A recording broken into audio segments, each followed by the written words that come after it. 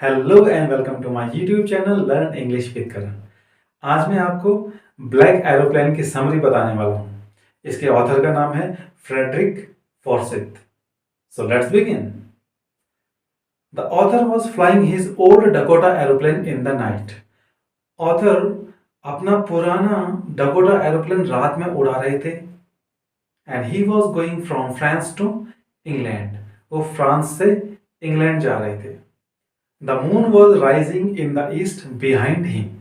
अब रात का समय था तो चंद्रमा पूरब में उनके पीछे से उग रहा था। The stars were shining in the sky, और आसमान में तारे चमक रहे थे। He was happy.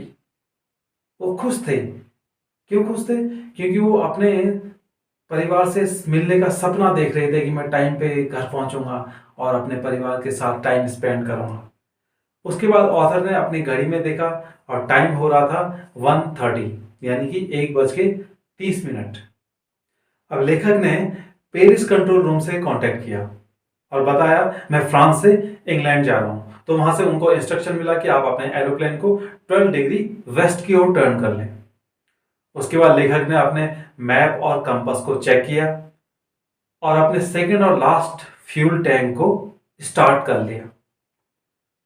तब उसके बाद लेखक ने अपने एरोप्लेन को 12 डिग्री वेस्ट की ओर टर्न कर लिया। अब लेखक सपने संजो रहे हैं, सपने देख रहे हैं कि मैं टाइम पे घर पहुंचूंगा और अपनी फैमिली के साथ एक अच्छा टाइम स्पेंड करूंगा और एक अच्छा सा शानदार इंग्लिश ब्रेकफास्ट का आनंद उठाऊंगा। सब कुछ ठीक चल रहा था and it was an easy flight. एक आसान उड़ान थी। बट ये आसान फ्लाइट ज्यादा देर तक ना टिकी। Why? Then author saw stormy clouds. उसके बाद लेखक ने देखा कि उनके सामने क्या थे? स्टॉर्मी मीन्स भयानक तूफानी बादल थे। दे वर ह्यूज, वे बहुत बड़े थे। They looked like black mountains in front of him across the sky. और वे कैसे दिख रहे थे? बड़े काले पहाड़ जैसे दिख रहे थे जो कि पूरे आसमान में फैले थे और लेखक के सामने थे।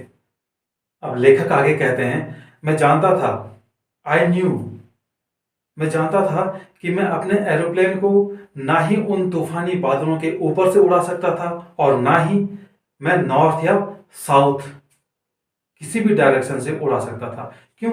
क्योंकि लास्ट फ्यूल टैंक था और फ्यूल भी कम था। और उसके बाद आगे ऑथर सोचने लगे कि मैं वापस पेरिस चले जाऊं। लेकिन क्योंकि ऑथर को अपने घर जाना था, अपने घर वालों के साथ नाश्ता करना था, ही टुक रिस्क, उन्होंने खतरा मोल लिया and he flu his old Dakota aeroplane straight into the storm. और उन्होंने खतरा मोल लिया और अपने ओल्ड डकोटा एरोप्लेन को सीधे उस तूफानी बादल में उड़ा ले गए। अब ऑथर जैसे ही अपने एरोप्लेन को उस तूफान में ले गए, सडनली वहां पे अंधेरा हो गया। एरोप्लेन से बाहर किसी भी चीज को देखना ऑलमोस्ट इम्पॉसिबल था।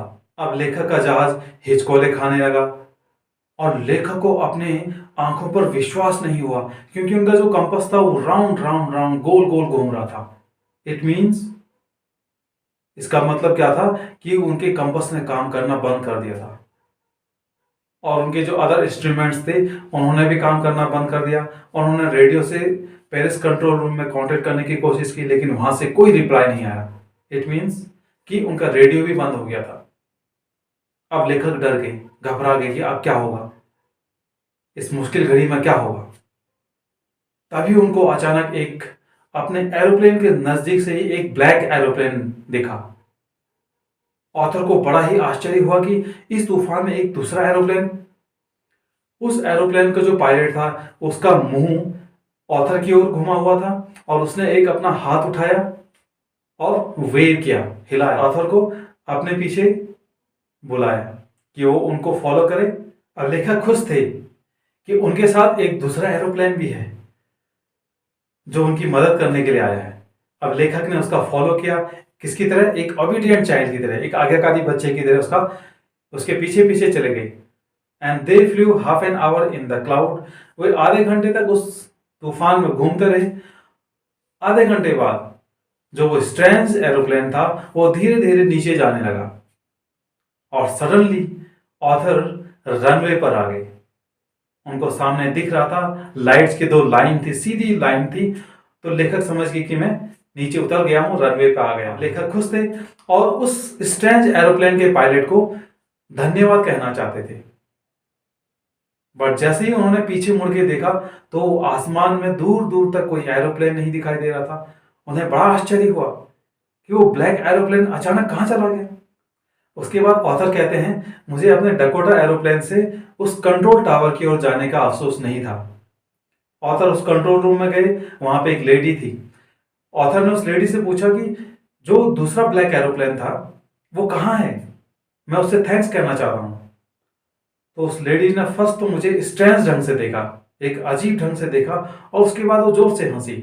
उसने कहा, दूसरा एरोप्लेन? मुझे तो रडार में तुम्हारे अलावा इस तूफान में कोई भी दूसरा एरोप्लेन नहीं दिखाई दिया। अब ऑथर बड़े ही कंफ्यूज हो गए और मनी मन सोचने लगे, तो फिर वो कौन हो सकता है जिसने कि मेरी इस तूफान में मदद की, जबकि मेरे पास फ्यूल नहीं था, मेरे जितने भी इंस्ट्रूमेंट्स थे, चाहे वो कंपास हो या रेडियो हो, सबने काम करना बंद कर दिया था। तो किसने मेरी मदद की? तो इस तरीके से आपका चैप्टर यहाँ पे खत्म हो जाता है। Thanks all of you.